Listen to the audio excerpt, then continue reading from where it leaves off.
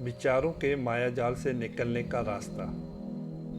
कभी कभी हमारे मन में इतने विचार और उलझनें होती हैं कि हमें समझ नहीं आता कि जीवन में सही दिशा कैसे पाएं। क्या आपने कभी सोचा है कि अगर आपका मन शांत और स्पष्ट हो तो जीवन में कितनी आसानी से आगे बढ़ सकते हैं। आज की इस कहानी में हम एक ऐसे युवक की यात्रा को समझेंगे जिसने अपने मन के उलझनों को सुलझाने के लिए एक महान भिक्षु का मार्गदर्शन प्राप्त किया। आइए जानते हैं वह 6 तरीके जो हमें अपने मन को शांत और केंद्रित करने में मदद करते हैं। दोस्तों, अगर हमारा मन शांत हो जाए तो हम उसमें वो विचार भर सकते हैं जो हमें सुकून और संतोष दें। हमारे मन में जो विचारों का बवंडर चलता रहता है उसे काबू करना मुश्किल जरूर है, लेकिन नामुमकिन नहीं। एक बार अगर ये बेचैनी थम जाए तो फिर हम अपने मन को जो चाहे करने के लिए तैयार कर सकते हैं।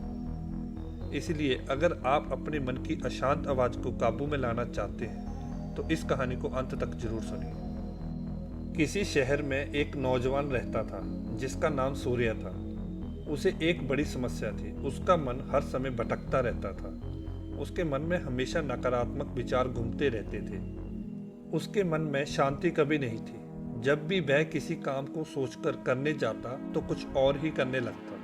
मैं अक्सर अपने बीते समय के बारे में सोचता और पछताता कि काश मैंने तब कुछ अलग किया होता, या फिर वह अपने भविष्य को लेकर चिंतित रहता कि अगर कुछ गलत हो गया तो क्या होगा, अगर मैं असफल हो गया तो लोग मुझ पर हंसेंगे। इस तरह के विचार उसके मन में हमेशा चलते रहते थे। सूर्य अक्सर अपने विचारों में खोया रहता और इनसे छुटकारा पाना चाहता था। वह चाहता था कि उसके मन में कभी भी व्यर्थ के विचार ना आए, लेकिन उसके मन में हमेशा कुछ न कुछ चलता ही रहता था। इस कारण से वह अपने जीवन में बहुत परेशान था। एक दिन किसी ने उसे बताया कि पास के जंगल में एक महान साधु रहते हैं जो इस तरह की मानसिक समस्याओं का समाधान कर सकते हैं। यह सुनकर सूर्य तुरंत ही उन साधु के पास पहुंच गया और उसे अपनी समस्या बताई।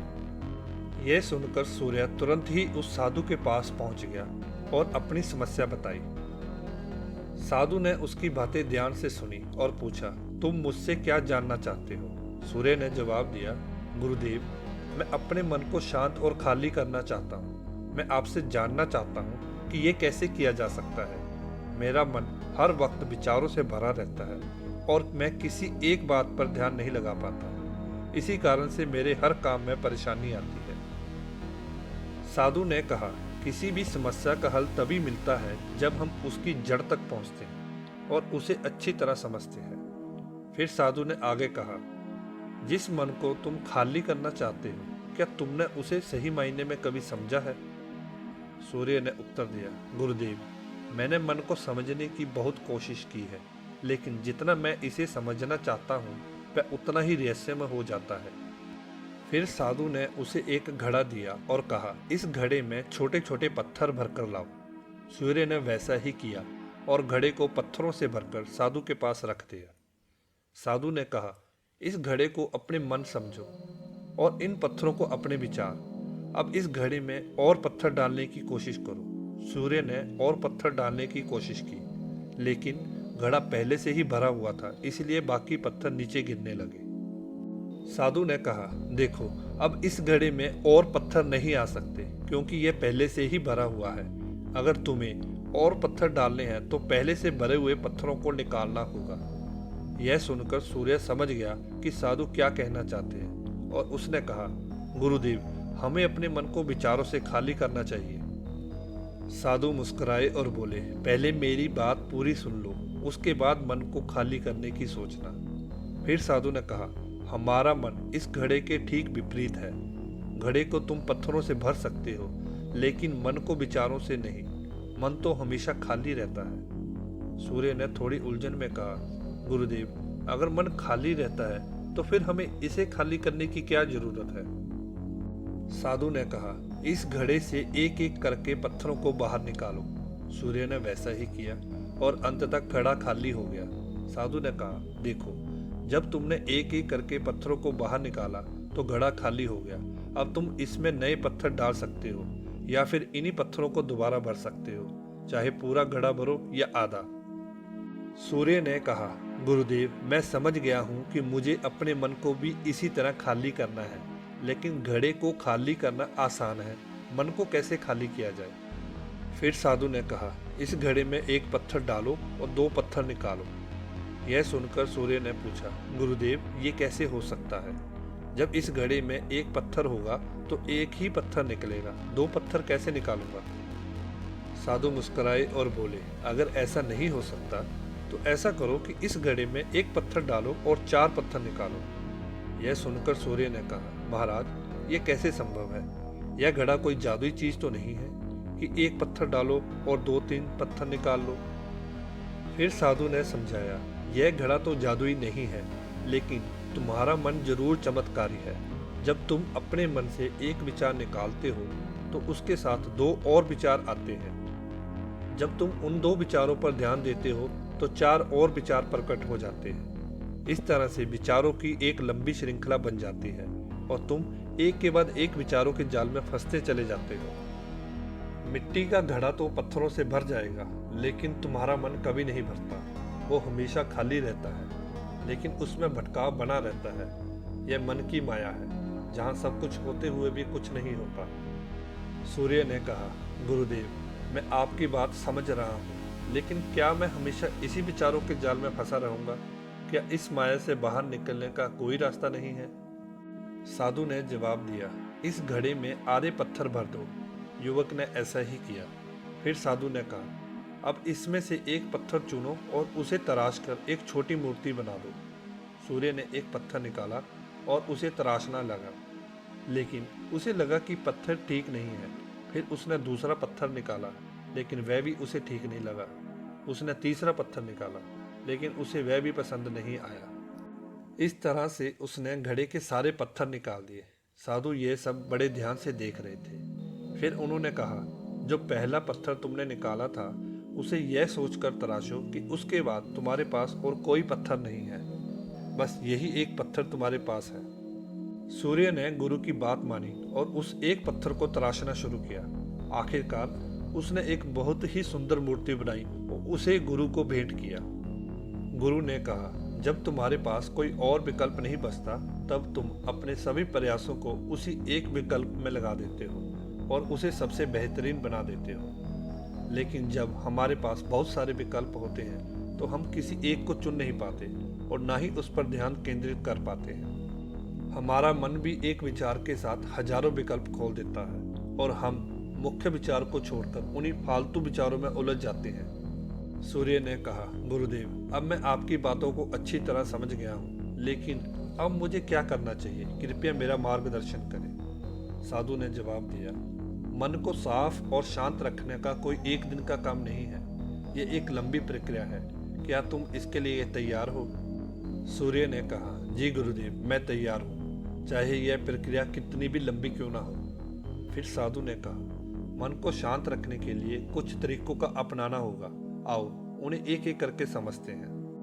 पहला तरीका यह है कि उन लोगों का साथ छोड़ दो जो तुम्हें कमजोर, पिछड़ा हुआ या लक्ष्यहीन महसूस कराते हैं। अक्सर हमारे आसपास ऐसे लोग होते हैं जो अपने पद और धन के घमंड में हमें कमतर समझते हैं। ऐसे लोगों के साथ रहना हमें खुद की क्षमताओं पर संदेह करने पर मजबूर कर देता है और नकारात्मक विचारों से घेर लेता है, जो हमें मानसिक तनाव और चिंता की ओर धकेलते हैं। इसीलिए ऐसे लोगों से जितना दूर हो सके उतना दूर रहो। फिर साधु ने दूसरा तरीका बताया, तुम्हें कुछ ही खास और समझदार लोगों को अपना मित्र बनाना चाहिए। ऐसे मित्र जो तुम्हारी भावनाओं को समझ सकें, जो तुम्हारी सोच से मेल खाते हैं और जो जीवन में तुम्हें आगे बढ़ने में मदद कर सकें। उन्होंने आगे कहा, हमारे जीवन में हमारे मित्रों का बहुत बड़ा योगदान होता है। कहा भी जाता है कि तुम उन्हीं 5 लोगों के प्रतिबिंब होते हो जिनके साथ तुम सबसे अधिक समय बिताते हो। अगर तुम्हारे आसपास के लोग ईमानदार हैं तो तुम भी धीरे धीरे ईमानदार हो जाओगे। अगर वे अमीर हैं तो तुम भी अमीर बनने की सोचने लगोगे। इसलिए अच्छे और प्रेरक मित्रों का चुनाव करना बहुत जरूरी है। महान दार्शनिक ने कहा था, तुम मुझे किसी भी इंसान के मित्रों से मिलवा दो, मैं उसके मित्रों को देखकर उसके भविष्य का अनुमान लगा सकता हूँ। यह बात सही भी है, क्योंकि हमारी सबसे बड़ी समस्या यह होती है कि हम लोगों को ना नहीं बोल पाते।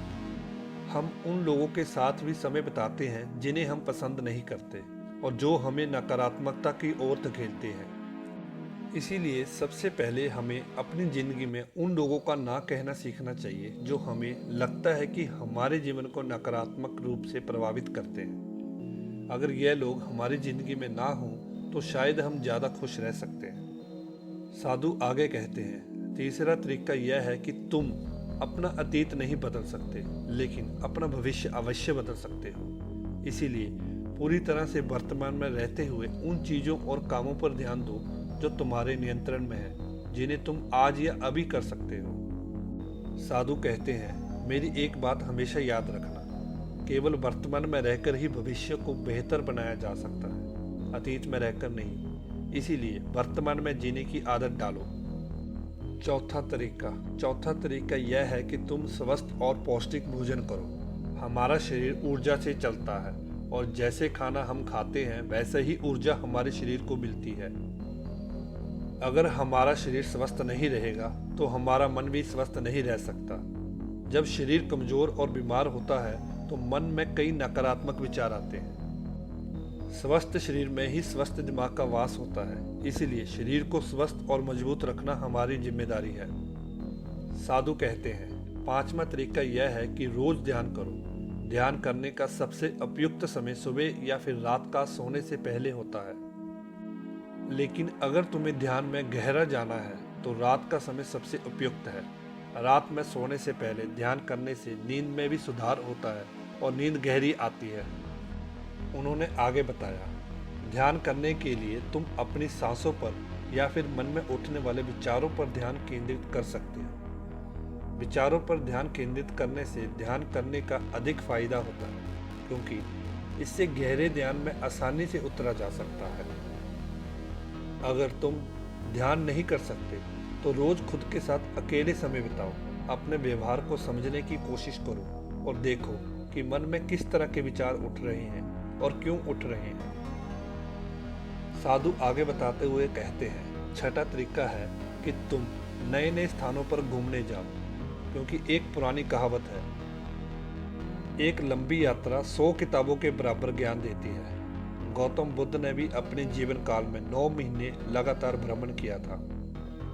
उनके भ्रमण का कारण यही था कि नई जगहों पर जाने से न केवल ज्ञान प्राप्ति होती है बल्कि मन को भी एक नयापन मिलता है। नई जगहों पर घूमने से हमारा मन उत्साहित रहता है। फिर साधु ने कहा, मन के जाल में कभी मत फंसो, मन को खाली करने की कोशिश मत करो। जीवन में ध्यान करना सीखो, अपने ध्यान को केंद्रित करो और अपने ध्यान से एकाग्रता लाओ। जीवन में जो भी काम करो उसे पूरी मेहनत के साथ करो, जैसे कि वह तुम्हारा आखिरी काम हो। जब दूसरे विचार पर काम करो तो उसी पर ध्यान केंद्रित करो, किसी तीसरे विचार पर नहीं। उन्होंने यह भी कहा, मन के मायाजाल से निकलना आसान नहीं है, लेकिन ध्यान के माध्यम से सब कुछ प्राप्त किया जा सकता है। इस कहानी से हमने सीखा कि मन को खाली करना और ध्यान केंद्रित करना कोई साधारण कार्य नहीं है, लेकिन सही मार्गदर्शन और संकल्प से यह संभव है। चाहे वह नकारात्मक लोगों से दूरी बनाना हो, सच्चे मित्रों का चयन करना हो या स्वस्थ आदतें अपनाना, ये सभी कदम हमें एक शांत और सफल जीवन की ओर ले जाते हैं। यदि इस कहानी ने आपके जीवन में कोई सकारात्मक बदलाव लाया हो तो इसे दूसरों के साथ साझा करें और अपने जीवन में ध्यान और समर्पण का महत्व समझें। धन्यवाद।